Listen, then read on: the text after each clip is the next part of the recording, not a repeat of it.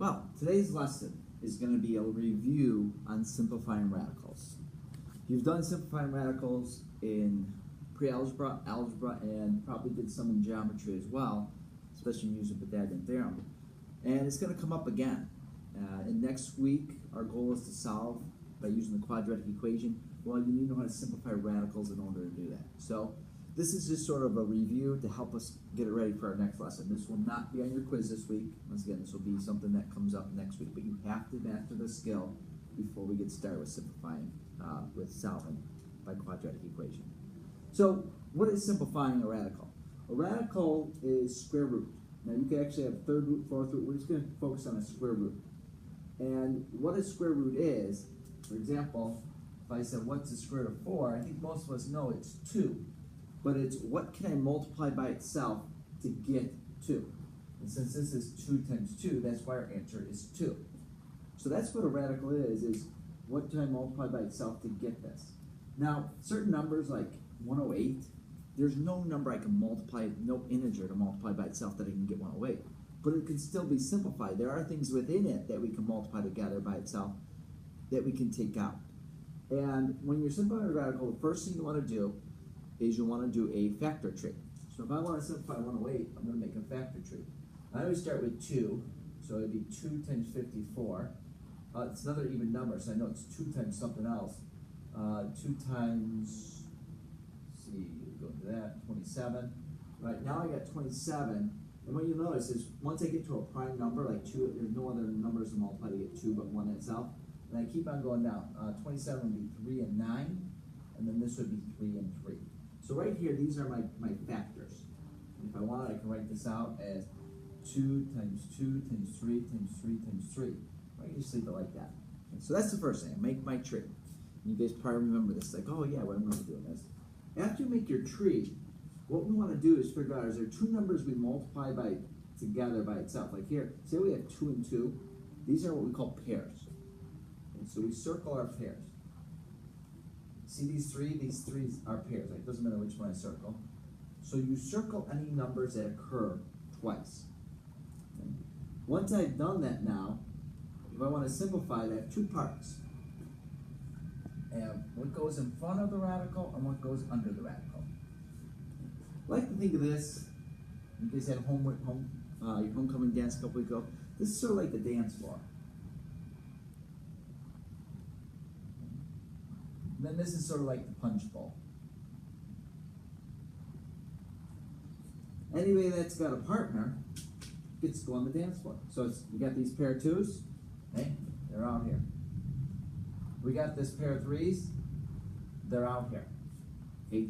The mistake that some students make is they want to write 2 of these. For every pair, you only pull 1 out. And then anybody that doesn't have a partner, it's time to go have some punch. So they go to the punch bowl. Okay, so what this ends up being then, 2 times 3 is 6. 6 root 3 would be considered our simplified form. So that's what simplifying a radical is. And this probably you remember.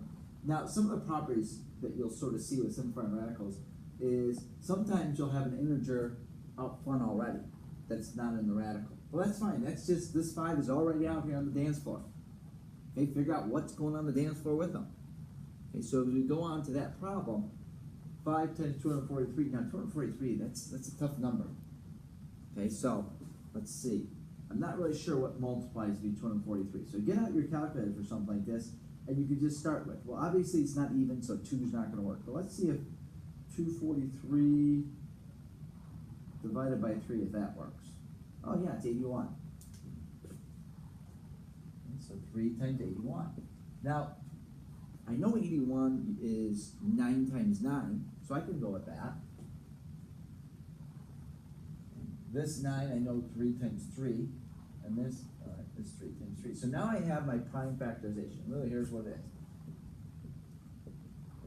Got 1, 2, 3, 4, 5 of them. Okay, so I've got 5 3s. Right? So step 1 is I went ahead and did my factor tree. Step 2, now I got to figure out, well, right, what goes on the dance floor, what goes into the punch bowl. So the 5's already out here. Anybody else going out there? So I go through and I circle my pairs. I can either circle them here, I can look at my tree and be like, here's a pair, pull that pair out. Here's another pair, pull that out. This 3 does not have a pair. You know, you're thinking, well, it's got a ton of other 3s. No, this particular 3 just does not have a pair. So it doesn't have a partner. Go to the punch bowl. Aw, poor lonely 3. So in the end now, you got 5 times 3 times 3 out here. So it's 15, 45. Square root 3. That is now simplified radical form. So that's how it works. Let's look at next example. Example 3. So you have these properties on your first page, properties. And it says the square root of a times the square root of b is equal to the square root of a times b. So if you have 2 things on the radical, you can put them on the radical together. Okay, so these are sort of like, I think of it, these guys are at the punch bowl. Okay, the 5, it's already on the dance floor. So as I write this, the 5 comes out, there's another thing over here, and inside the punch bowl we have this 12 times 3, we put them both there. The nice thing, some of you may have experienced this, when you go to the punch bowl during the dance, maybe you meet a partner. If you meet a partner, you can be a pair, and you can go right back out on the dance floor. So let's see what we got here. So, 2 options. I can either multiply 12 times 3 and rewrite this as 5 square root 36 and then do my tree. Or, your tree's already been started here. You already got 12 times 3. Well, 12 is 4 times 3, and this would be 2 times 2. Either way, or you go to this, 36, well that's, let's see, no, that's 3 times 9, oops, 3 times 12, and this is 3 times 4, and this is 2 times 2. Either way, you're going to get the same thing, 3, 3, 2, 2, or 2, 2, 3, 2, you get the same tree. All right, so now I've done my factor tree, so now it's time to figure out what goes to the dance floor and what goes in the punch bowl. Remember, 5 is already out there. Okay? So I have a pair of 2s. Goes here. Oh, and I have this pair of 3s as well. And look at, there's none left. Isn't that happy? No sad person at the punch bowl. Okay? So 5 times 2 times 3, that is going to be 30.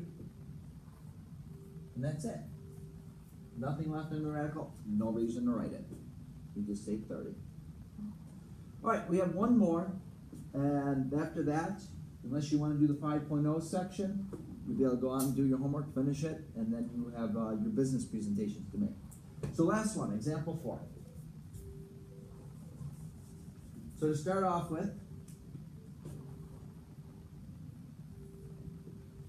what I want you to do is I want you to pause the video, and I want you to write down just from the start what's outside the punch bowl and what's outside the dance floor and what goes in the punch bowl. So pause, see if you can write that real quick.